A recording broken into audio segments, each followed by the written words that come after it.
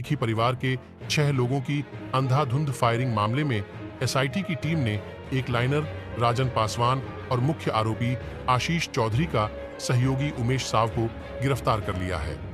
साथ ही घटना में प्रयुक्त हथियार और कारतूस एवं 10 खोखा को भी बरामद किया है। डीआईजी संजय कुमार सिंह ने प्रेस कॉन्फ्रेंस कर बताया कि 20 नवंबर को सुबह छठ घाट से लौट रहे एक ही परिवार के 6 सदस्यों पर आशीष चौधरी ने अंधाधुंध फायरिंग की घटना को अंजाम दिया था। इस घटना में चंदन झा, राजनंदन झा की मौत इलाज के दौरान लखीसराय सदर अस्पताल में हो गई, जबकि दुर्गा झा की मौत इलाज के दौरान पटना पीएमसीएच में हो गया, जबकि 3 लोग इलाज के लिए पीएमसीएच में भर्ती है। डीआईजी ने बताया कि आरोपी आशीष चौधरी के घर से एक डायरी मिली है, जिसमें आशीष चौधरी ने दुर्गा झा के साथ प्रेम कहानी और बेवफाई की कहानी लिखा हुआ है। डीआईजी ने बताया कि दुर्गा का किसी और से प्रेम प्रसंग चल रहा था, जो कि आशीष को नागवार गुजरा और 20 नवंबर की सुबह इस बड़ी वारदात को अंजाम दिया है।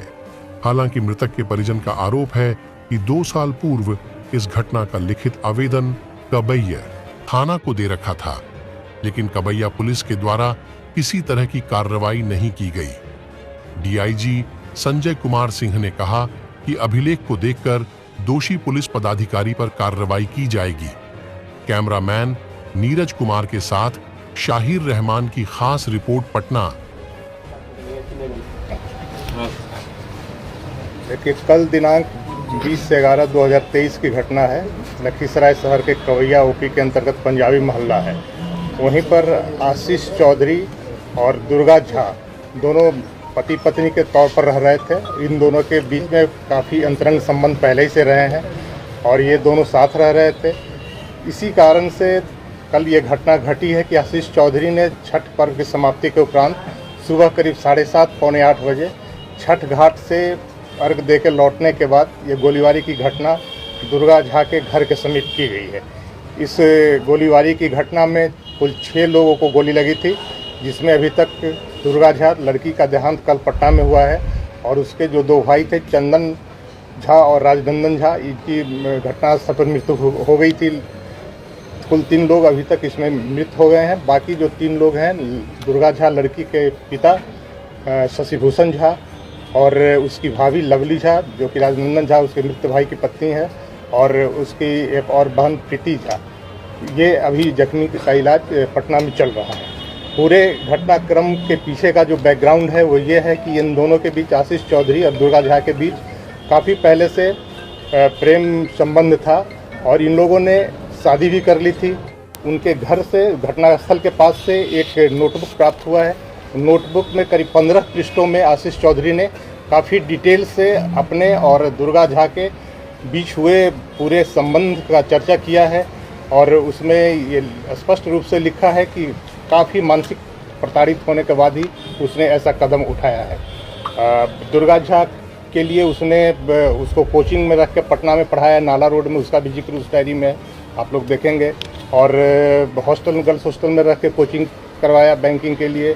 अपना हिस्से की ज़मीन उसने बेच दी अपने भाई के नाम से। उस पैसे से उस दुर्गा झा को पटना में रख के पढ़ाया और सारा पैसा ख़त्म कर दिया। और इसके बाद वो लड़की को कैसे दुराव उससे हुआ, इसकी जिक्र भी उस डायरी में है। और उसके परिवार वाले ने फिर बाद में उसको तनिष्क का एक शोरूम है हथुआ मार्केट में पटना में, वहाँ सेल्समैन के रूप में उस लड़की को रखा। और इस डायरी में जो अंकित है कि लड़की वहाँ जब काम कर रही थी दुर्गा झा, तो वहाँ फिर किसी और लड़के से उसका अंतरंग संबंध हो गया है।